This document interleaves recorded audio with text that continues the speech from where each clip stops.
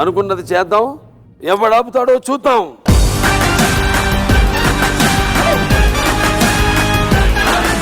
చక్కని చిక్కని చిన్ని లిమిటెడ్ ఎడిషన్తో అన్స్టాపబుల్ ఉంటుంది.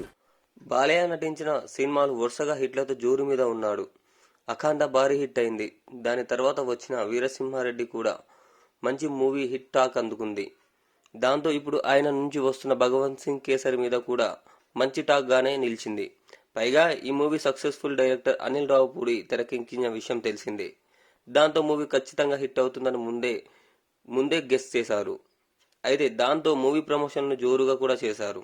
ఇక శ్రీలీల కూడా మొదటి నుంచి ప్రమోషన్స్లో యాక్టివ్గానే పాల్గొంటూ ఉంది. ఇక నిత్యం నిరసనలు ధర్నాలతో పాల్గొంటున్న బాలయ్య ఫ్యాన్స్ అంటే అందులో సగానికి పైగా టీడీపీ శ్రేణులే ఉంటారు. కాబట్టి ఇప్పుడు వారు చంద్రబాబు అరెస్ట్తో బాలయ్యని మూవీని పట్టించుకునే పరిస్థితిలో లేవు. ఇంకో విషయం ఏంటంటే ఇప్పుడు నందమూరి ఫ్యాన్స్ కూడా విడిపోయారు. బాలయ్య అభిమానులు జూనియర్ ఎన్టీఆర్ అభిమానులుగా విడిపోయారు. మెజారిటీ వర్గం మొత్తం జూనియర్ ఎన్టీఆర్ వర్గంలోనే ఉండిపోయారు. దాంతో వారు బాలయ్య మూవీని అస్సలు పట్టించుకోవడం లేదు. ఎన్ని రోజులు కలిసికట్టుగా బాలయ్య మూవీని ప్రమోట్ చేశారు, కానీ ఇప్పుడు ఆ పరిస్థితులు లేవు. అందుకే బాలయ్య ఎన్ని చేసినా సరే ఆయనకు సినిమాకు పెద్ద స్కోప్ రావట్లేదు. ఇప్పుడు భగవత్ సింగ్ కూడా పెద్ద హిట్ కాలేదనే చెప్పాలి. ఏదో యావరేజ్ కలెక్షన్లు కూడా అందుకున్నది.